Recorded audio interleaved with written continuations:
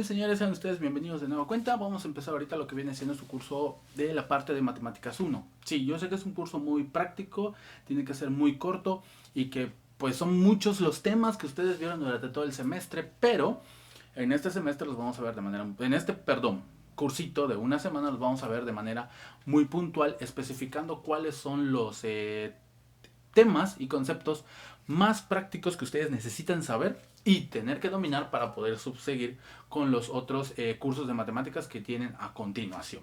Bueno, como es Matemáticas 1 es conocido como álgebra, ¿ok? Pero antes de pasar al álgebra necesitamos trabajar un poquito lo que es la aritmética como un método de repaso para poder dar pie a lo que viene siendo los conceptos algebraicos como tal y no nos agarren de bajada. Lo primero que haremos es pues hablar de lo que es el campo de los números reales. Ok, el campo de los números reales es el campo que nosotros trabajamos de manera continua con todos los números que ustedes han utilizado desde que van al guardería, si lo quieren ver, o desde que están en su casa, ¿no? Este campo contiene específicamente todos aquellos números que les decimos reales, no por el hecho de que puedan ser tocables, o sea, como yo, por ejemplo, soy real porque pues tengo peso, masa, volumen, ¿no? Soy tangible. Los números no son tangibles. Los números son una representación de algo, ¿ok? Por ejemplo, el número 1 en romano, el número 1 en maya, el número 1 arábigo, o sea, son lo mismo, representan exactamente lo mismo, pero son representados de diferente manera. Ahora, la pregunta es, ¿qué conforma a los números reales? Ok, el campo de los números reales está conformado por una serie de conjuntos. El primero, que nosotros llamamos como números naturales, pues son aquellos números que vemos en la naturaleza. Se denota con una letra N estilizada. Y pues es el conjunto que va del 1, 2 hasta el infinito. O infinito positivo. Se encuentra en la naturaleza 2 perros, 3 personas, 4 casas. Cuando empezamos a hablar de que no existe nada, o sea, represento el cero, por así decirlo, entonces entra en juego otro conjunto de números llamados los números enteros, denotados con una Z. Ok, estos números enteros se dividen en tres grupos. Y sí, contienen a los naturales. ¿Los naturales son parte de los enteros? Sí, sí lo son. Entonces, por ejemplo, vamos a tener el conjunto formado por 1, 2, 3, hasta más infinito, que efectivamente vienen siendo los naturales. El 0 y menos 1, menos 2, menos 3, hasta menos infinito. Es decir, tiene su parte positiva, su parte neutra, el 0, porque no contiene signo. O sea, es un número sin valor en el sentido de que no es ni positivo ni negativo. Y lo que viene siendo los números negativos, o sea, menos 1, menos 2, menos 3, hasta menos infinito. Muy bien. De ahí, pues tenemos algo llamado los números racionales, que es con lo que siempre ustedes están peleados, que lo denotamos con una letra Q estilizada. Que los números racionales no son nada más y nada menos que los números fraccionarios, pero no los llamamos racionales, o sea, racionales como tal, los llamamos fraccionarios porque estamos más acostumbrados. Pero ¿por qué se le dice racional? Porque proviene de la palabra razón o cociente. Entonces resulta que este es el cociente de dos números enteros, donde P y Q son números enteros. Pero Q tiene que ser específicamente diferente del 0. ¿Por qué? Porque la división entre 0 no existe. O sea, no es que te dé 0. No te va a dar 0. No existe. O sea, no hay un número que represente la división entre la nada. ¿Ok? Y, por último, tenemos algo llamado los números irracionales. ¿Podríamos considerar lo que es como lo contrario a los racionales? Sí, sí se puede considerar como ello. Se denota como una Q estilizada pero con una C, porque le llamamos complemento, porque es lo que va a llenar los huecos que hay entre todos estos valores. ¿A qué voy con ello? Hay algo que se le conoce como densidad de los números reales. ¿Qué significa? Que vamos a verlo de esta forma. Si hay neblina, como sucede en las películas de terror, ¿no? ¿Qué pasa cuando hay neblina? Va a pasar algo, ¿no? ¿Y qué es lo que hacen los personajes principales? Se meten. O sea, por más que grites no entres, entran. ¿Y qué pasa cuando entran? Conforme van avanzando, empieza a haber más neblina y más neblina y más neblina. Es decir, se vuelve densa, de tal forma que ya no se ve. Algo por el estilo ocurre. Entre dos números enteros hay un número racional. Entre dos números racionales infinitamente pequeños hay un número irracional. ¿Por qué? Porque es un hueco que no puede ser llenado. Entonces, los números irracionales son aquellos números que no se pueden representar, ¿ok? No son de la forma P entre Q, con P y Q enteros. ¿Como quiénes? Bueno, pi, 3.141592 y 50 millones de dígitos más. E de Euler, raíz cuadrada de 2 y la mayoría de todas las raíces, ¿no? Entonces, estos son los números irracionales como tal. Ahora, si ustedes agarran todos estos números y los meten en una bolsa, o sea, yo agarro todos estos y los meto en una bolsa, entonces voy a crear al conjunto de los números reales. Quiero nada más aclarar algo. Aquí están los pares, impares, el cero. Aquí están lo que ustedes les llaman fracciones propias, impropias, mixtas. Y también aquí están lo que son los números decimales, finitos, infinitos periódicos y los infinitos no periódicos. Solamente que nosotros los conocemos de otra manera. Ahora, también, ¿qué es, ¿de qué otra forma se ve? Pues de esta, ¿no? Ya habíamos dicho que los naturales están dentro de los enteros y a su vez los enteros también están dentro de los racionales. ¿Por qué? Porque todo número entero yo lo puedo escribir como una fracción. 2 entre 1, 3 entre 1, 6 entre 2, por ejemplo, es 3. ¿Okay? Y eso es un número entero. Y por fuera, lo cual completa a este conjunto, pues son los números irracionales. ¿Ok? Este es un primer preámbulo que nosotros tenemos. Y ahora, para continuar, como tenemos lo que es el campo de los números reales, hay que hablar de sus operaciones. Ok, en realidad existen solamente dos operaciones para los números reales. Son solamente dos. La multiplicación por un escalar o la multiplicación y la suma. Es decir, vamos a decirlo así, la suma y la multiplicación son las operaciones binarias, ¿va?, que se pueden hacer aquí. Y algunos dirán, oiga, ¿y qué pasa con la división y qué pasa con la resta? Ah, ok. Como tal, no existen, sino que más bien son el inverso aditivo y el inverso multiplicativo.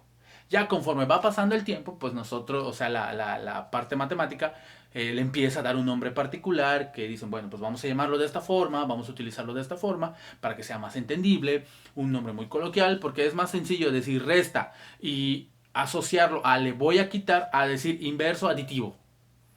O sea, inverso entiendes por lo contrario, adición, ajá, ¿qué? ¿Ok? En cambio, lo podemos asociar de manera más práctica con esas palabritas que pues son del ámbito coloquial. ¿Ok? Bien.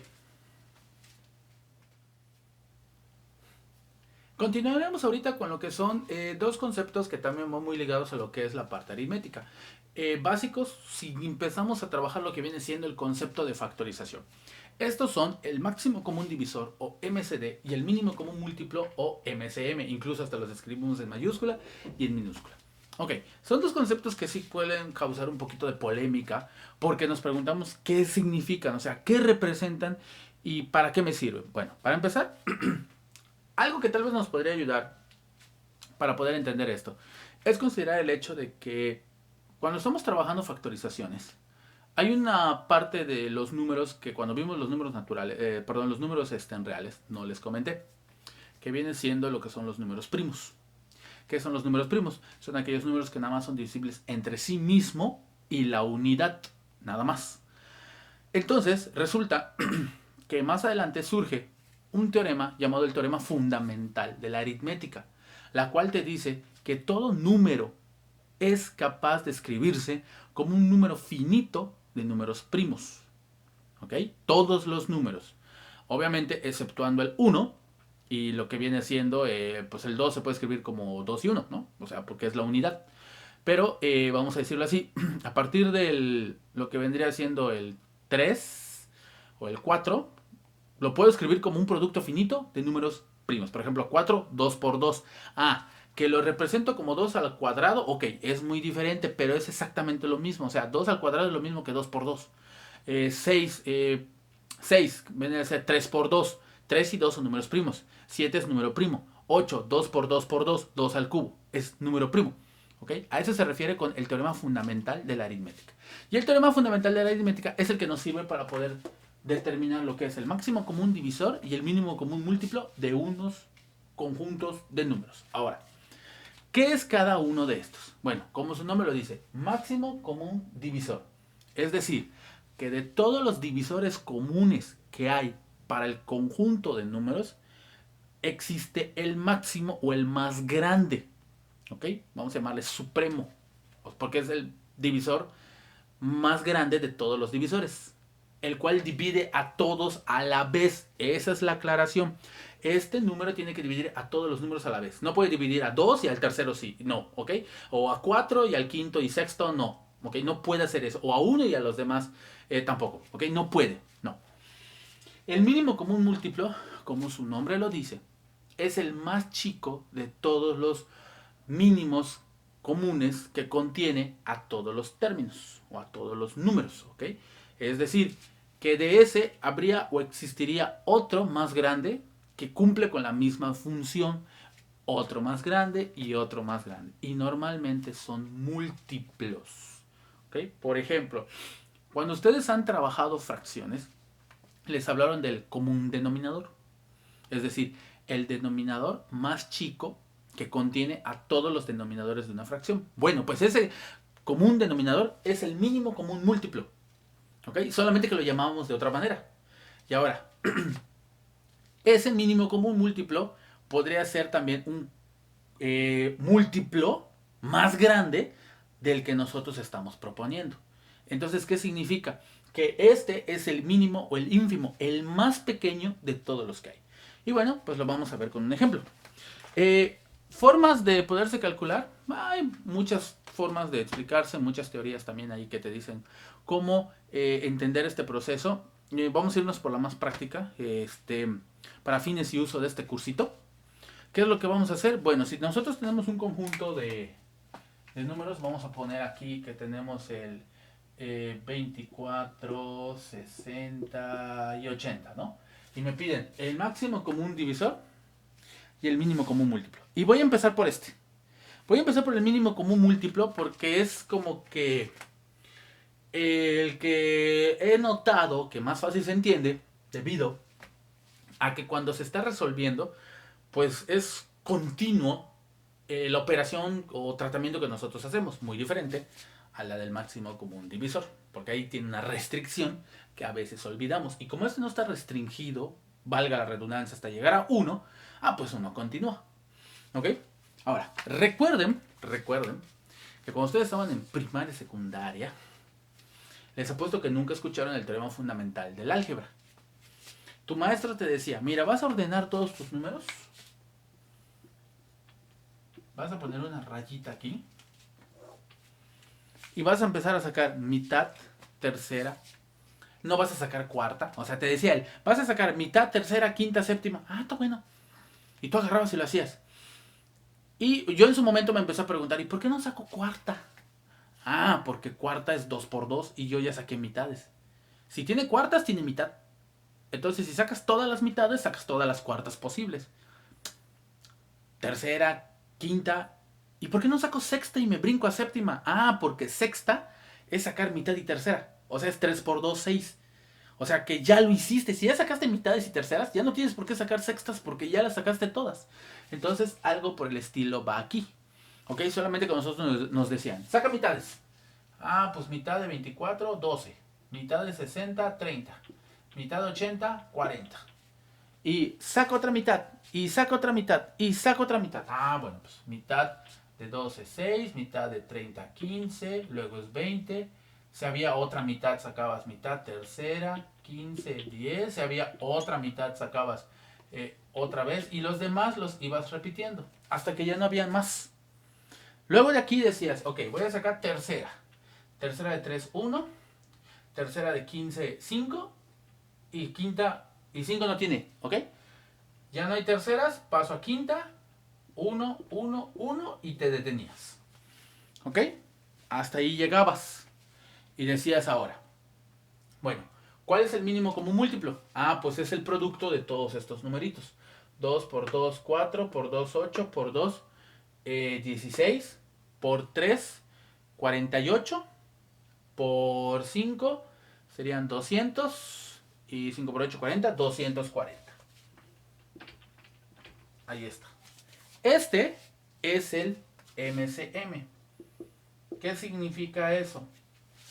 Que este 240 contiene exactamente tantas veces al 24. De hecho, lo contiene 10 veces. El 240 lo contiene por el 60 8 veces. 6 por 8, perdón. 4 veces, porque es 6 por 4, 24. Por 10, pues ya te da. Y 80, pues sería 3 veces, ¿no? 3 por 80, 240. Entonces, ¿y por qué se le dice mínimo? Porque es el más chico. ¿Quién sería el otro? Pues 480, el doble. ¿Quién sería el otro? El triple, que vendría siendo 720. Y luego de ahí podríamos ir buscando más comunes múltiplos o múltiplos comunes. ¿Ok? Pero ya no son mínimos. ¿Por qué? Porque son más grandes que este. Ahora, ¿qué pasa en el máximo común divisor? ¿Cuál es la restricción que esto sigue? Pues la restricción es que la única manera que tú puedas aplicar esto es que ese numerito que ustedes están sacando aquí como número primo o factor divide a todos estos a la vez. Es decir, no puede dividir nada más a 1, no puede dividir a 2, no puede dividir al primero y al tercero, no, tiene que dividir a todos los números a la vez. Y bueno, pues si pongo 24, 60 y 80, la pregunta es, ¿todos tienen mitad? Sí, porque son pares. Ok. 2. Entonces, sacamos 2. 12, 30, 40. ¿Tienen otra vez mitad? Sí, sí tienen. 6, 15, 20. ¿Tienen otra vez mitad todos? No, porque este es 15. Ya no es par. Ya no es divisible entre 2. Bueno, paso a tercera.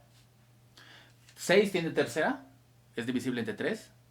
12, 15, perdón, es divisible entre 3, pero 20 no. Ok. Paso a quinta. Y ya no puedo hacer más nada. ¿Por qué? Porque 6 es 3 por 2. Ya de ahí ya murió todo. Ya no puedo.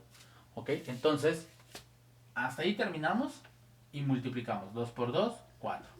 Entonces, el máximo común divisor de estos tres números es 4. ¿Qué significa? Que de todos los números que dividen a estos tres, el 4 es el más grande. ¿Quién sería uno pequeño? El 2. ¿Okay? Si nos hubiera dado, no sé, 20, pues sería el 5, sería el 2 y posiblemente el 10. ¿Ok? Eso es lo que pasa. Esto es mínimo común múltiplo. Este contiene exactamente a estos números, perdón, una cantidad exacta de veces a estos números, mientras que el máximo común divisor divide una cantidad exacta de veces a los números a la vez. O sea, todo es a la vez. Este contiene a todos estos una cierta cantidad de veces a la vez, mientras que este divide a estos una cantidad de veces a la vez. Muy bien, vamos a continuar ahorita con lo que es el concepto de porcentaje.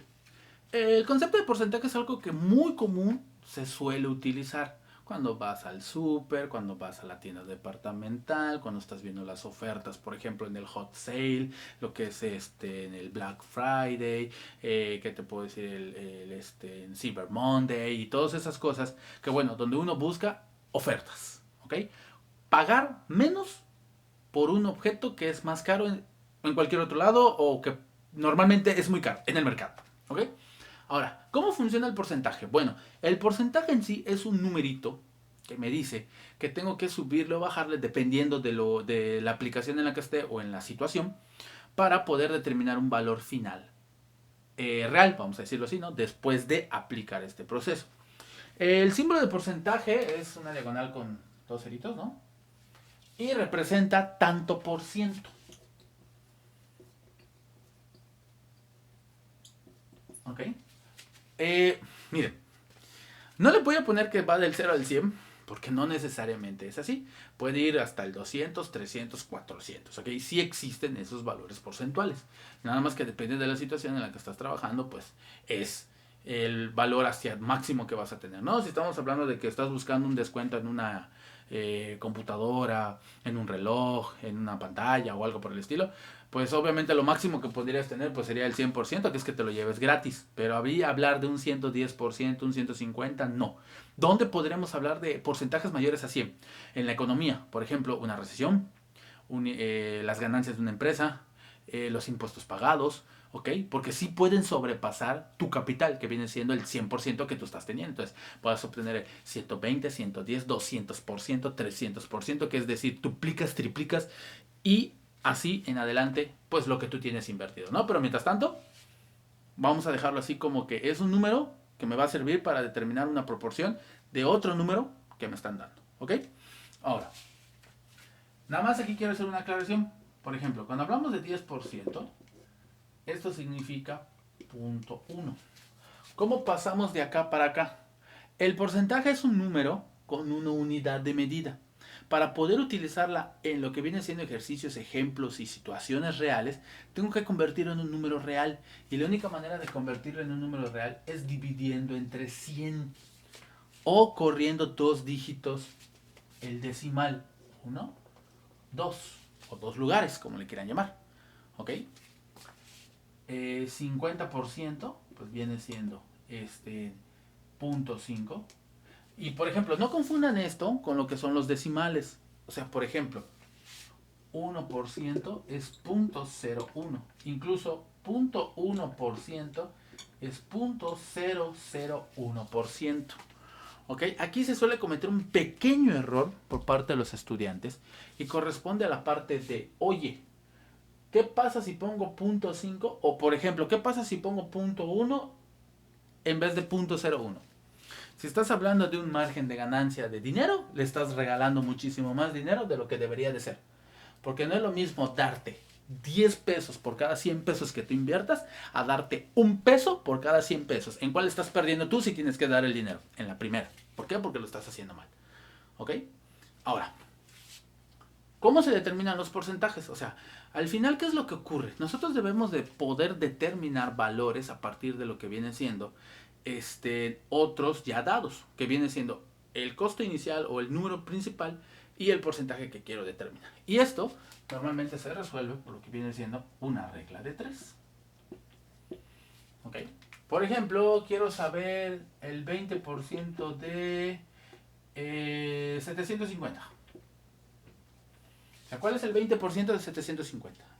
Entonces aquí la estructura sería 750 representa mi 100%. Entonces el 20%, ¿cuánto representa? ¿Ok? Y eso es lo que yo les comento que es una regla de 3. ¿Por qué? Porque voy a multiplicar cruzado y dividir en línea.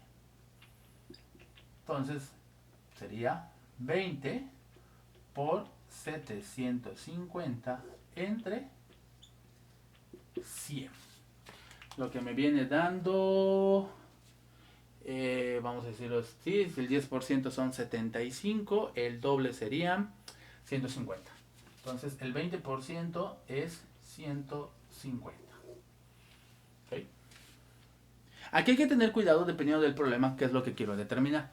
En algunos casos me van a preguntar luego, oye, si yo tengo 900 y al final me quedaron 600, estos 600, ¿cuánto representa de los 900? Pues sería decir, si 900 es mi 100%, entonces 600 pues vendría siendo, ¿qué parte? Entonces sería 600 por 100 entre 900, que al final esto nos quedaría como 0.6666. Es decir, representa el 66.66%, porque le quitamos 300, que es un tercio, o el 33.33%. Si lo hacemos con la calculadora, pues vamos a llegar al resultado. ¿Ok? Ahora, ¿qué pasa si sobrepasa? Caso práctico. Vas a la tienda, vas a una empresa o una tienda departamental, tiene ofertas, pero tú dices, quiero pagar el IVA porque pago impuestos. Ah, y por ejemplo, a lo mejor tu objeto costó 1,000 pesos sin IVA. Y tú dices, ¿cuánto es con más IVA? Es decir, ¿cuánto voy a terminar pagando si compro este objeto que cuesta 1,000 con su valor agregado? Aquí hay una forma práctica. Cuando yo quiero saber cuánto es de más, junto con lo que ya tengo, entonces aquí lo que hacemos es al 100% o 1, le voy a sumar este excedente que a mí me están pidiendo. Por ejemplo, aquí en Cancún, lo que viene siendo el impuesto es del 16%. Entonces sería decir 1,000 por 1 más 16%, que es 1,16. Y si lo multiplicamos nos da 1,160. Este es el costo total que uno pagaría ya con los impuestos agregados al costo original, o lo que vendría siendo pues nuestro precio de lista, ¿no? Entonces, ¿qué es lo que pasa, señores? Cuando estamos trabajando nosotros lo que es la parte financiera y tú estás facturando, en algún momento lo tendrán que hacer. Todos los productos, bueno, la mayoría de todos los productos que pagamos ya tienen el IVA. Pero ¿qué es lo que pasa? Que no te lo desglosan hasta que tú pides una factura. Mira, te costaría tanto, pero con el IVA te cuesta que es de tanto, te cuesta tanto. Y es lo que tú me estás pagando. Y es lo que yo tengo que reportar ante Hacienda. Hay unos donde dice, si tú quieres factura, te cobro IVA.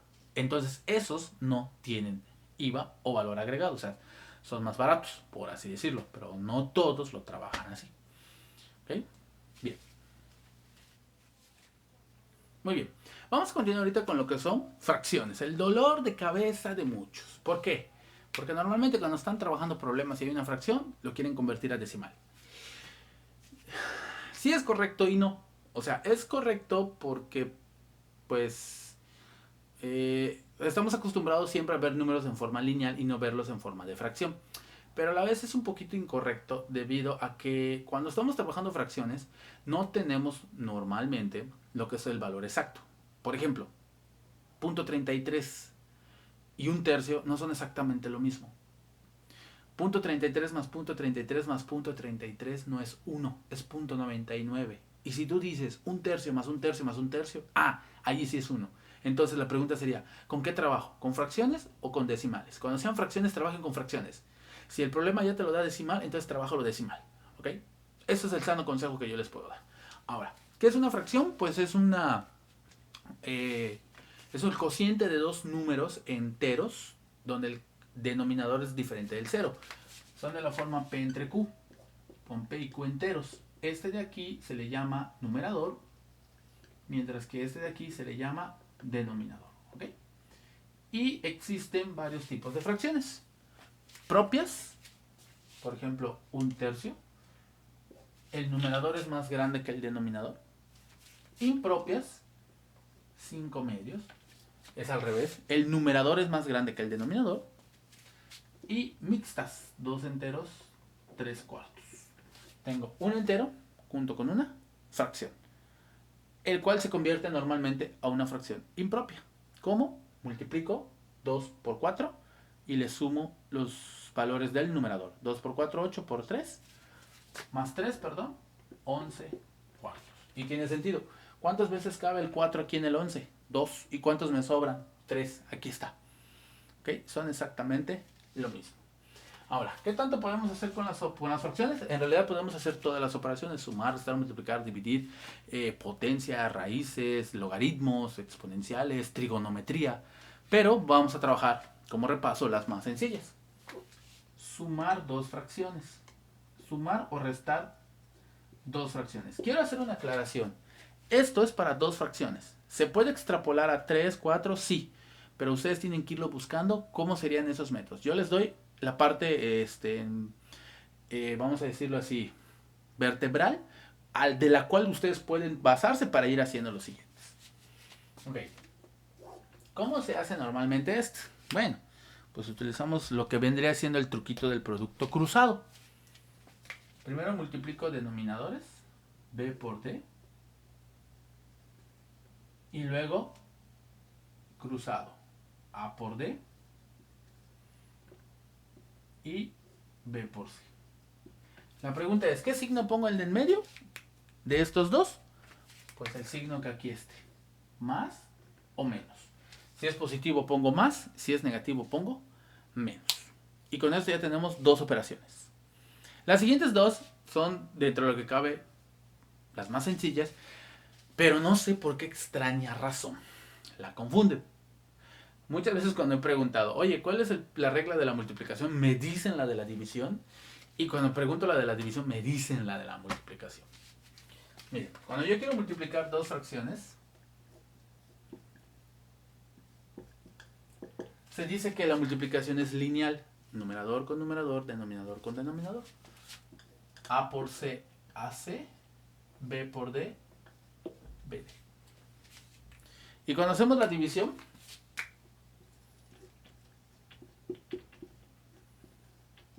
tiene varias formas de hacerse. Primero, que lo aplique directo, con un producto cruzado. Numerador por denominador me da el numerador. A por D, AD. Denominador por numerador me da el denominador, BC. Esta es una forma. Otra forma de verlo, pues que tú tengas A entre B, entre C entre D, y lo veas así. A entre B por, y lo volteas, C entre D. Porque si te das cuenta es A por D, B por C. Equivale a la segunda fracción, hacerle su recíproco o voltearla y ponerlo como multiplicación. Otra forma es que se vea como A entre B entre C entre D, que es lo que llamaban extremo con extremo y medio con medio. Y ahí está. ¿Ok? En realidad, señores, trabajar con las fracciones no es del todo difícil. Simplemente es conocer las reglitas básicas que tenemos para poder obtener los valores numéricos y pues aplicarlas. ¿Qué pasaría si tuviera yo aquí 3 términos? Pues hago 2 y lo que me dé lo junto con el tercero y hago la misma operación. ¿Qué pasa si tengo 4? Pues ahí puedes intentar hacer 2 y 2 y lo que dé lo bajas, o dices no, sabes que ataco los 2 primeros porque me puedo confundir con el signo. Entonces ataco los 2 primeros, bajo el tercero, hago otros 2, bajo el último y ya tengo la última suma y ya acabé. ¿Ok? En realidad no es del todo complejo, es que ustedes se relajen un poquito al momento de resolver estos problemas, porque en realidad es ver qué tengo y cómo puedo utilizarlo para poder resolver el problema. Es todo. Nos vemos en el siguiente video. Cuídense. Bonito día.